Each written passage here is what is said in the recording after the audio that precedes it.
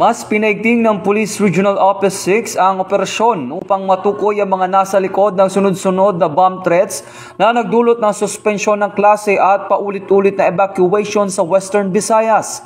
Ayon kay Police Brigadier General Josepino Ligan, ang Regional Director ng Police Regional Office 6, nakakuha na ang mga investigador ng ilang mobile numbers na may kaugnay sa mga banta. Ngunit patuloy pa ring bine-verify ang pagkaakilanlan ng mga nagpadala.